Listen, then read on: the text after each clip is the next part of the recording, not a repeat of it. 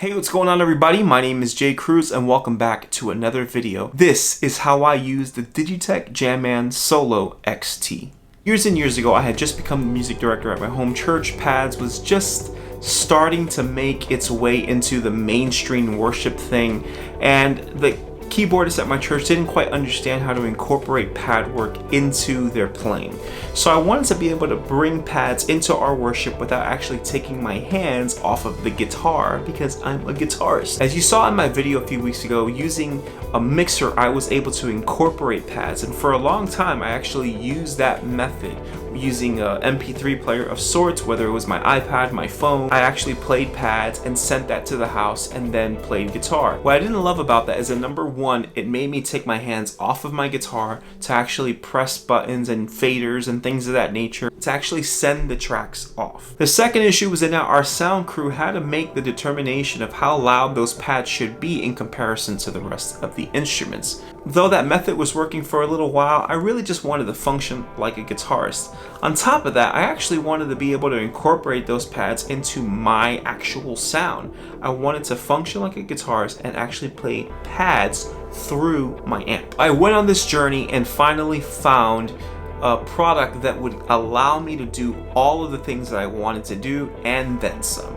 And that was the Digitech Jamman Solo XT. This pedal was actually created to be a loop pedal, such as the TC Electronics Ditto Looper. This one takes it a little step further by actually allowing you to load in tracks or WAV files through a SD card that gets inserted into the pedal. So the truth is, I don't even loop with this pedal. I've never even tried. I don't know how. I've never even read that part of the manual. Simply what I use it for is a glorified MP3 player at my feet. It doesn't affect my guitar signal at all. I can pass my guitar signal directly through and it's unaffected. Then, because it is a pedal, I can place it in the signal chain wherever I want to. And in my particular case, I actually have this pedal before my reverbs and delays so that the tracks can actually go through reverb and delay and add a little more ambience to the tracks. What's more convenient is that Digitech actually released something called the Jamman Manager. Maybe Digitech can't say this, I can. It essentially looks like iTunes with a little more features to cater to the pedal itself. So I recorded my pads, I laid down all this foundation, and I ran them for about 5 minutes long. I know what you're thinking, maybe you need the tracks to be longer. Just wait. The Jamman Manager actually allows you to loop the track as many times as you want to, and it also allows you to fade it out, which means that every time it loops, it will loop in a nice fade form so that you don't hear it harshly stop and start up again. The other thing about that is every time you stop the track, there's a way to stop it where it stops harshly and immediately, but there's a way to stop it so that it activates the fade out. And essentially, every time you stop the pedal, it'll fade out. Because I have this pedal before my reverbs and delays, it always gets the benefit of having the reverb and delay trails. I have a very well balanced mix pad within my guitar pedal board. It's pretty interesting. Now, I've personally recorded pads in all 12 major keys, and I've labeled them and put a cheat sheet on the actual pedal itself. So track 6 for me is actually the key of D major, and then track, for example, 11 is the key of G major.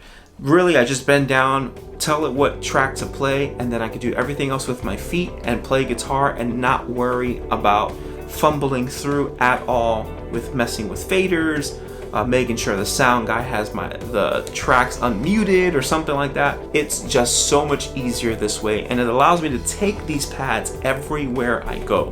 Now let's take a look at how I personally have been able to incorporate pads into my guitar playing using the Jamman Solo XT.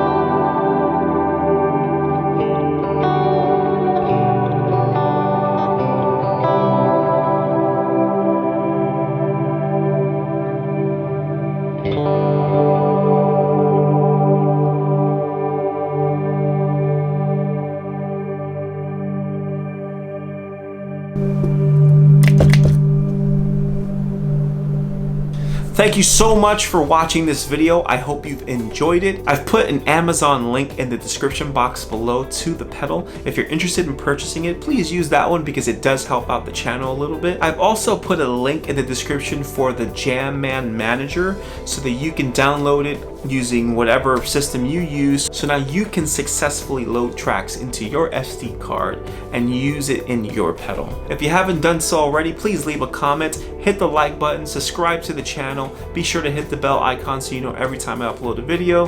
Thanks for watching, and until next time.